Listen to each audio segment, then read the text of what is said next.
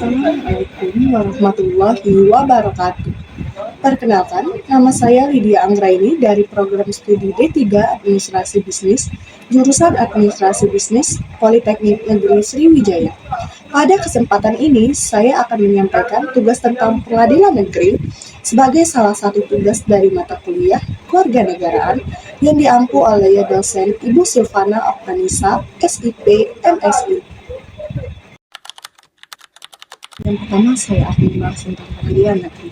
Pengadilan negeri atau biasa yang disingkat dengan PN adalah pengadilan tingkat pertama untuk memeriksa, memverifikasi hasil penyelidikan kepolisian negara Republik Indonesia atau Polri, memutuskan dan menyelesaikan perkara perselisihan antara tergugat dengan penggugat, kasus perdata atau pidana bagi masyarakat mencari keadilan.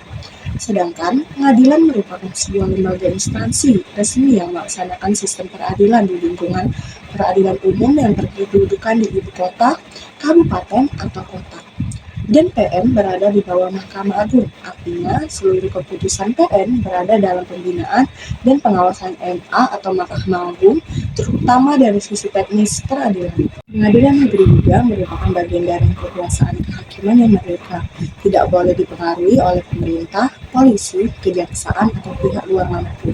Hakim yang bekerja di dalamnya wajib memutus perkara berdasarkan hukum, keadilan, dan hati nurani, sehingga PN menjadi tempat pertama bagi masyarakat untuk memperoleh keadilan. Secara fungsi sosial, pengadilan negeri adalah pintu utama masyarakat untuk menyelesaikan konflik hukum ketika terjadi sengketa atau tindak pidana. Maka yang menjadi arena penyelesaian awal adalah pengadilan negeri. Karena posisinya strategis, PN bisa disebut sebagai wajah peradilan di tingkat lokal. Sebab masyarakat paling sering berinteraksi dengan lembaga ini dibandingkan pengadilan lainnya. Saya akan menjelaskan pengadilan negeri atau contoh di Provinsi Sumatera Selatan.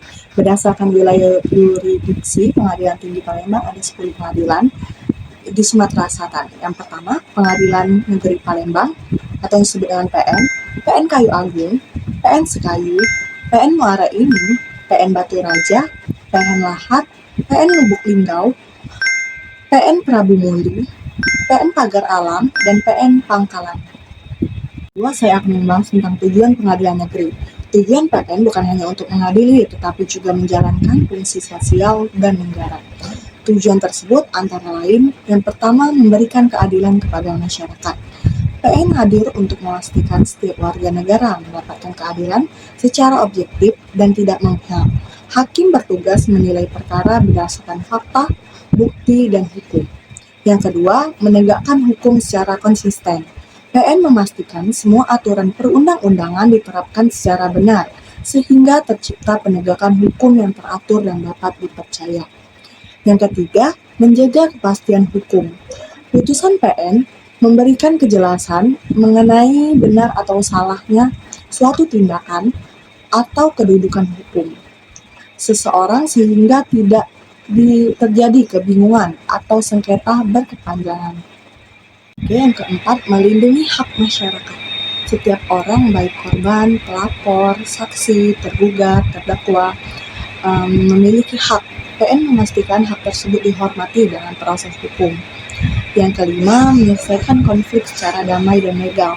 Tujuan PN adalah mencegah masyarakat menyelesaikan masalah sendiri atau main hakim sendiri dan memberikan tempat penyelesaian masalah yang aman dan sah. Yang keenam, memberikan pelayanan publik yang mudah diakses. Lewat PTSP, Pos Bantuan Hukum, dan e-court atau PN memberikan layanan hukum yang cepat, efisien, dan modern. Selanjutnya saya akan membahas fungsi pengadilan negeri. Yang pertama, fungsi yudisial, mengadili perkara melalui proses sidang untuk mencapai putusan yang objektif dan adil. Yang kedua, fungsi administratif, mengelola administrasi perkara seperti pendaftaran, pemanggilan pihak, penjadwalan sidang, pengarsipan dokumen, hingga pembuatan salinan keputusan. Yang ketiga, fungsi eksekusi.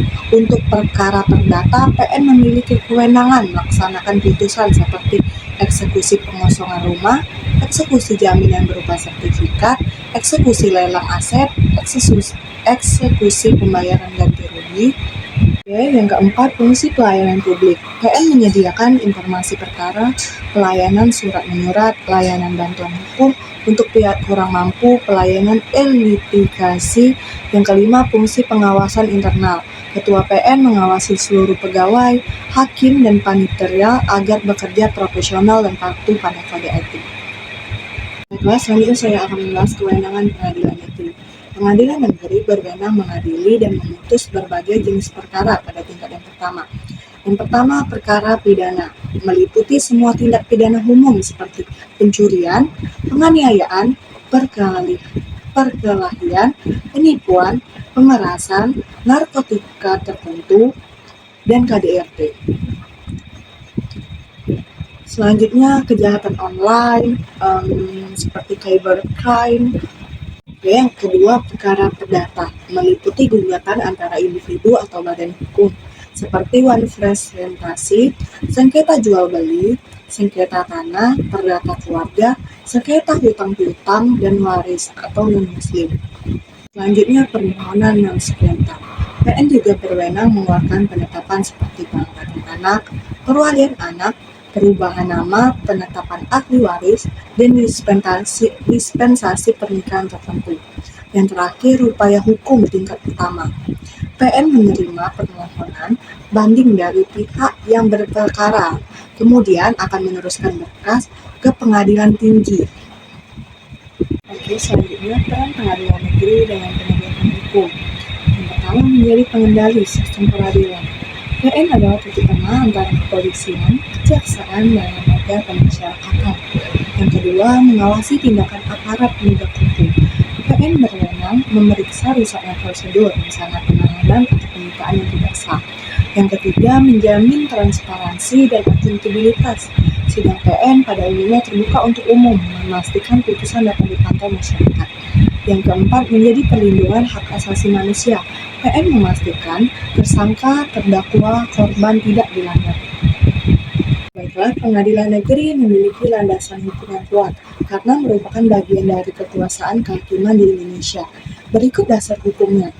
Yang pertama, Undang-Undang Dasar 1945 Pasal 24 menegaskan bahwa kekuasaan kehakiman adalah kekuasaan yang merdeka, dilakukan oleh Mahkamah Agung dan badan peradilan di bawahnya, termasuk peradilan umum yang membawahi pengadilan negeri.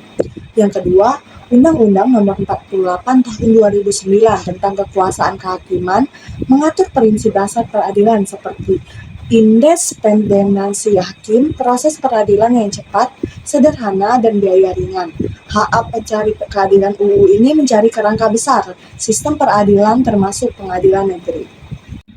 Baiklah, yang ketiga UU Nomor 2 Tahun 1946, UU Nomor 49 Tahun 2009 tentang peradilan umum. Ini adalah dasar hukum utama dan paling spesifik di pengadilan negeri yang mengatur pembentukan pengadilan negeri di setiap kota atau kabupaten. Kewenangan PN mengadili perkara pidana dan perdata. Struktur organisasi PN yaitu wilayah hukum, tugas panitera, hakim, dan jurisita. Yang keempat, KUHAP atau Kitab Undang-Undang Hukum Acara Pidana. Dasar hukum seluruh proses sidang pidana di PN, penyidikan, penuntutan, persidangan, dan putusan. Hak terdakwa, alat bukti, dan prosedur pembuktian dan banding. Selanjutnya, HIR atau Hukum Acara Perdata. Dasar hukum acara perdata yaitu tata cara mengajukan gugatan, mediasi, pembuktian, eksekusi putusan. Yang keenam, FERMA atau Peraturan Mahkamah Agung. Aturan teknis peradilan seperti mediasi, e-court, pedoman perlindungan perempuan atau anak di persidangan. Yang ketujuh, SEMA atau Surat Edaran MA, pedoman teknis internal bagi hakim dan pegawai peradilan. Oke, dasar hukum pengadilan negeri berasal dari UUD 1945, UU Kekuasaan Kehakiman, UU Peradilan Umum, atau KUHAP, HIR atau RBK, PERMA, dan SEMA. Semua dasar hukum ini memastikan peradilan negeri bekerja secara sah, teratur, profesional, dan sesuai prosedur hukum. Baiklah, selanjutnya saya akan membahas struktur organisasi pengadilan negeri. Struktur PN terdiri dari yang pertama pimpinan, ketua PN, wakil ketua PN. Yang kedua, majelis hakim terdiri dari ketua majelis dan 2 hakim anggota. Yang ketiga, panitera atau membawahi panitera moda perdata, pidana, dan hukum. Yang keempat, jurisita atau melakukan pemanggilan sidang dan eksekusi. Yang kelima, sekretariat atau membawahi bagian umum, bagian perencanaan dan keuangan, dan bagian kepegawaian. Yang terakhir, PTSP dan Posbakum atau Fronteliner Layanan Publik. Baiklah, saya akan membahas asas-asas dalam pengadilan negeri. Apa sih asas? Baiklah, asas adalah prinsip dasar yang menjadi pedoman hakim, panitera, dan seluruh proses peradilan dalam pengadilan negeri. Asas ini memastikan bahwa setiap perkara diselesaikan secara adil, sederhana, transparan, dan sesuai hukum. Berikut asas-asas penting dalam pengadilan negeri. Yang pertama, asas peradilan terbuka untuk umum. Setiap sidang pada dasarnya terbuka untuk publik agar proses peradilan transparan dan tidak disalahgunakan. Pengecualian perkara tertentu seperti kesusilaan, anak, atau alasan keamanan. Yang kedua, asas prataduga atau tak bersalah. Setiap orang dituduh melakukan tindak pidana harus dianggap tidak bersalah sampai ada putusan hakim yang berkekuatan hukum tetap. Baiknya, selanjutnya asas cepat, sederhana, dan biaya ringan. Proses persidangan harus cepat, tidak bertele-tele, sederhana, tidak prosedur yang berlebihan, biaya ringan, dan tidak memberatkan para pihak. Asas ini berasal dari UU Kekuasaan Kehakiman. Yang keempat, asas independentasi atau imparsialasi hakim. Hakim harus independen, tidak boleh dipengaruhi pihak manapun. Imparsial bersikap netral, tidak memihak. Putusan harus berdasarkan hukum dan fakta persidangan, bukan tekanan. Yang kelima, asas equality before the law atau persamaan di hadapan hukum. Semua orang yang berperkara di pengadilan negeri mempunyai kedudukan yang sama, kedudukan yang tidak peduli status sosial, jabatan, kekayaan, suku, atau agama. Oke, selanjutnya asas hak mendapatkan bantuan hukum. Setiap orang berhak untuk mendapatkan pengacara, penasehat hukum, bantuan hukum gratis atau pro deo, karena ini penting terutama bagi masyarakat yang kurang mampu. Yang ketujuh, asas audi atau ad alternam partner atau hak untuk didengar. Setiap pihak berhak untuk menyampaikan pendapat, memberikan bukti, memberikan keterangan. Hakim wajib mendengarkan kedua belah pihak secara seimbang. Yang kedelapan, asas legalitas atau segala tindakan dalam proses peradilan harus berdasarkan undang-undang, hukum acara, peraturan resmi, dan tidak boleh bertindak di luar ketentuan. Selanjutnya, asas pembuktian yang sah. Hakim hanya boleh memutus perkara berdasarkan alat bukti yang sah, seperti keterangan saksi, keterangan ahli dokumen, barang bukti petunjuk.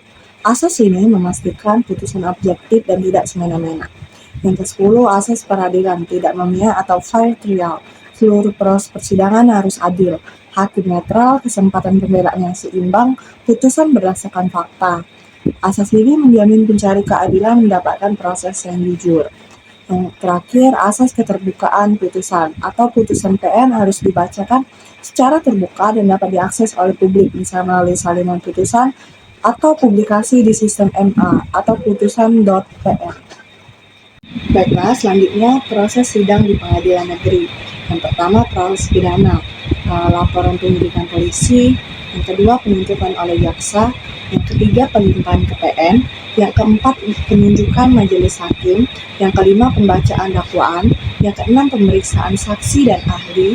Yang ketujuh, pledoil atau pembelaan. Yang kedelapan, replik dan duplik. Yang kesembilan, putusan. Yang ke-10, upaya hukum atau banding atau kasasi. Yang ke-11, eksekusi atau hukuman. Selanjutnya proses perdata. Yang pertama, pendaftaran gugatan. Yang kedua, penunjukan hakim. Yang ketiga, mediasi. Yang keempat, pemeriksaan berkas dan sidang pembuktian. Kelima, keputusan atau putusan. Yang keenam, upaya hukum. Dan ketujuh, eksekusi bila perlu. Selanjutnya membahas jenis perkara di pengadilan negeri. Yang pertama, pidana umum, pencurian, pembunuhan, narkotika. Yang kedua, pidana khusus seperti cybercrime, perlindungan konsumen, keimigrasian. Yang perdata, waris, perjanjian, sengketa tanah, dan yang permohonan seperti perubahan nama, penetapan ahli waris. Baiklah, selanjutnya saya akan membahas contoh kasus nyata yang ditangani oleh pengadilan negeri atau PN. Yang pertama, kasus penipuan online atau tersangka diputus bersalah di PN. Yang kedua, kasus sengketa tanah atau warga menggugat pengembang. Yang ketiga, kasus KDRT. PN memutus perkara menurut Undang-Undang KDRT.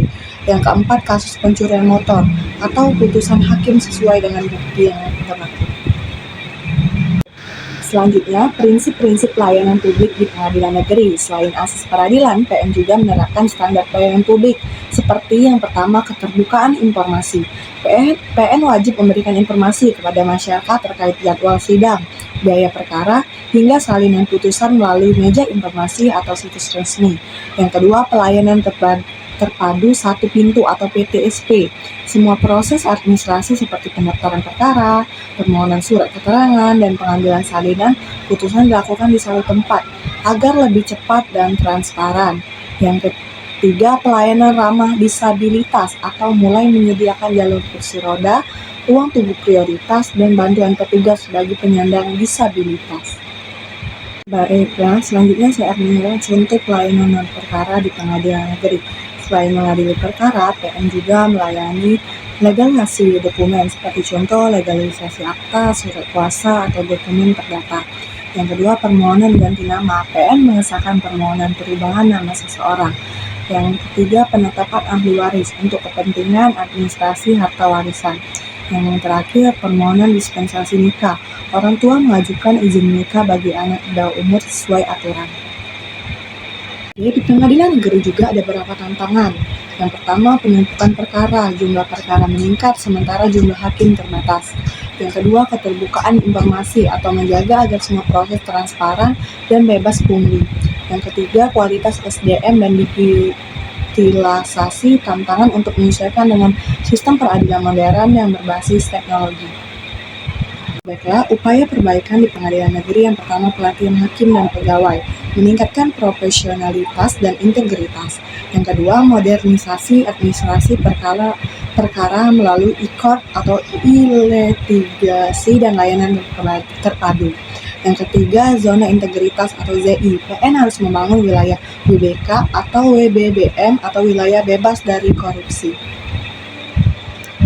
Baiklah, secara keseluruhan, pengadilan negeri merupakan pilar utama penegakan hukum di tingkat pertama yang menjamin setiap warga negara memperoleh keadilan melalui proses peradilan yang independen, terbuka, cepat, sederhana, dan adil. PN memiliki peran strategis dalam menyelesaikan berbagai sengketa pidana maupun perdata, serta memberikan berbagai layanan administrasi hukum kepada masyarakat.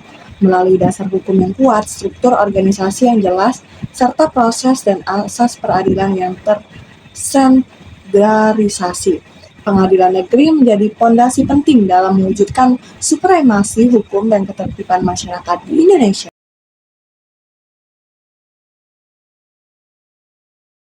Ya, itu saja materi yang bisa saya sampaikan. Terima kasih banyak dan semoga bisa bermanfaat bagi teman-teman sekalian. Saya akhiri. Wassalamualaikum warahmatullahi wabarakatuh.